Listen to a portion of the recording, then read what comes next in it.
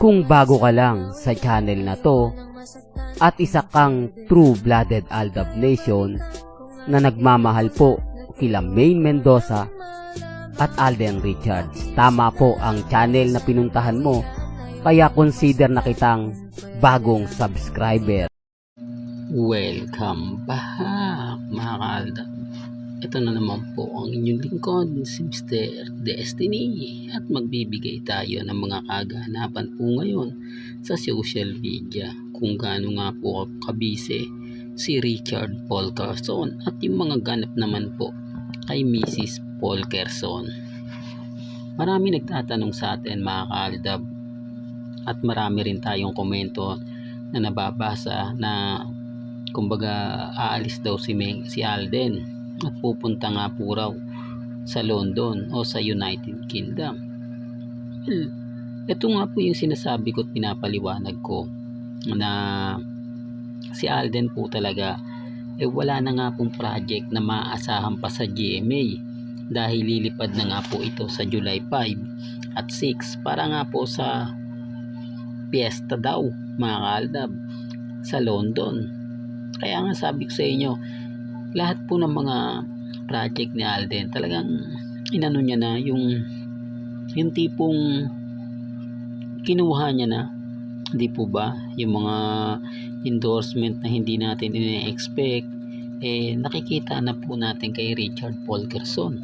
Kaya nga sabi ko sa inyo, may mga bagay-bagay po na dito nyo lang sa channel makikita, maririnig, at pinapaliwanag ko naman po ng buong buo.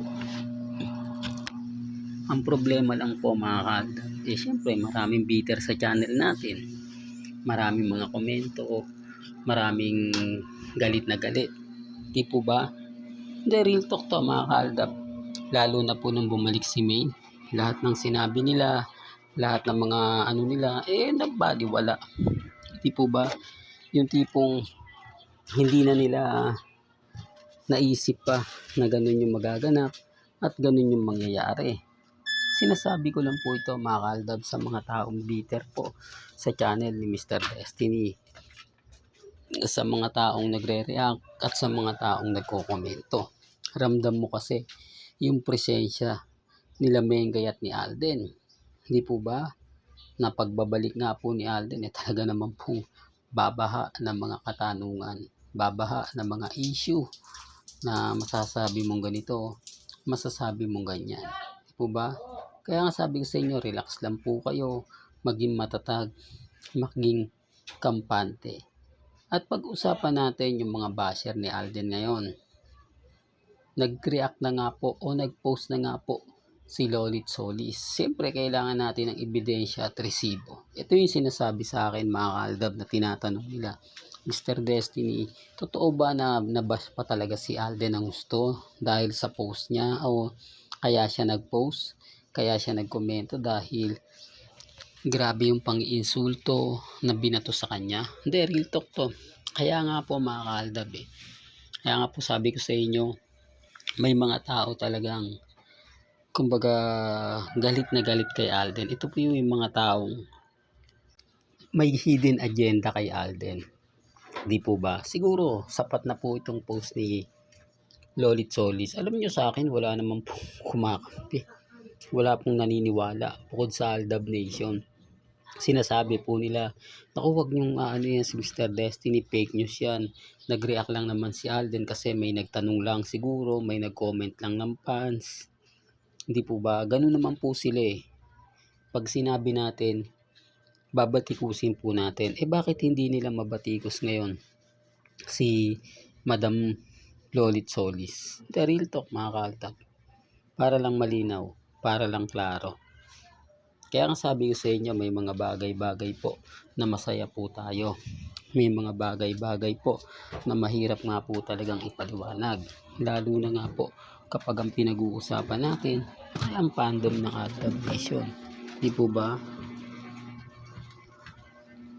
Real talk po mga ka-Aldab. Kaya yung iba nga po nagre-react sa akin, nagko-komento ng keso ganito, keso ganyan, hindi ko na po pinapansin, kasi alam ko naman po mga ka-Aldab na pang-iinis lang po yan pang-asa. O ngayon, hindi nila mabatikos ngayon yung mga taong galit na galit kay Alden. Paano? Malalaking tao rin naman po.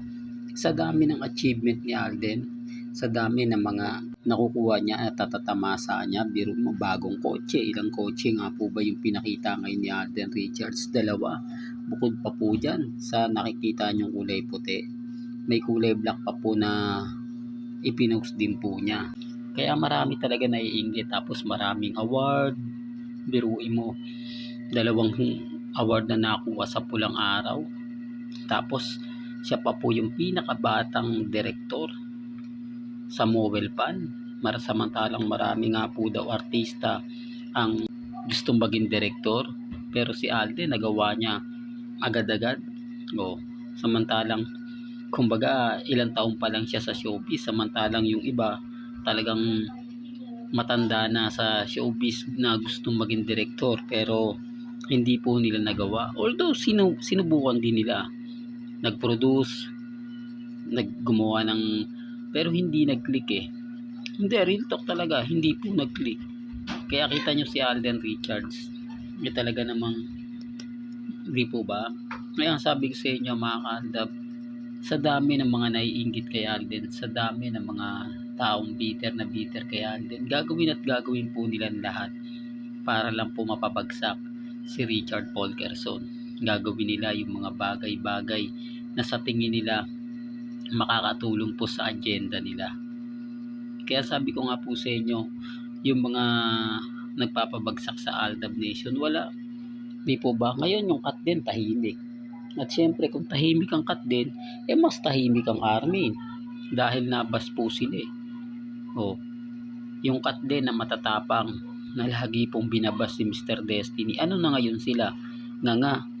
Di po ba? Ang huling baraha nga po nila, o huling pag-asa nga po raw nila, para lang po sa kalaman ng Aldab Nation, eto pong magaganap sa March 21, na magsasama nga po raw sa Passion Show sina Alden Richards at si Catherine. Pero wala na po yung video ni Catherine. Tinanggal na po at pinalitan na nga po ni Ina Raymundo at yung ibang mga artista na nasa loob ng GMA Kapuso. Ngayon anong gagawin nila? Tapos sinasabi nila hindi naman pupunta si Maine. Wala naman pong problema kahit hindi pumunta si Maine. Okay lang po yun. Tsaka hindi naman nagsusuot ng ubod ng sexy si Mengay gaya nga po ng sinusuot ni Catherine Bernardo.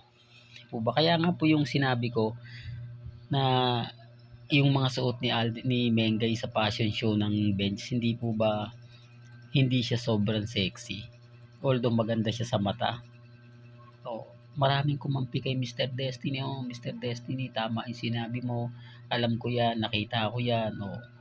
Ngayon, yung mga bitter sa sinasabi ko, nga, hindi po nila matanggap na pinagtatanggol ako ng fandom ng Aldab Nation.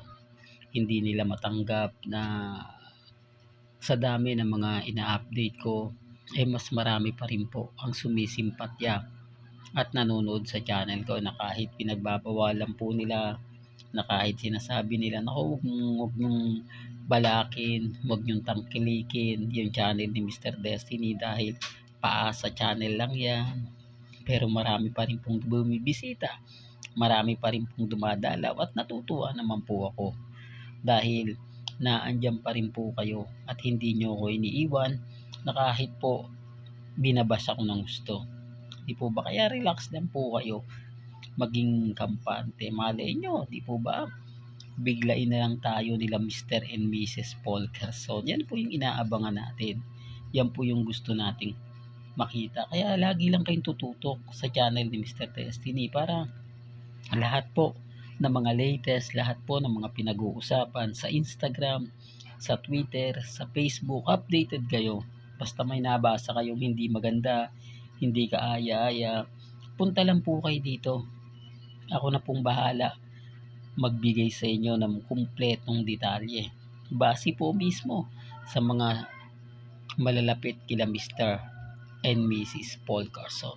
Hanggang dito na lang po ang ating latest updates. Kaya kung gusto nyo pa po ng pinaka-latest at sariwang update, Abay tumutok lang po kayo dito po sa channel ni Mr. Destiny para updated kayo sa mga bago at sa mga latest na i-upload po natin maya maya lang. Hanggang sa muli, salamat po sa panonood at pakikinig.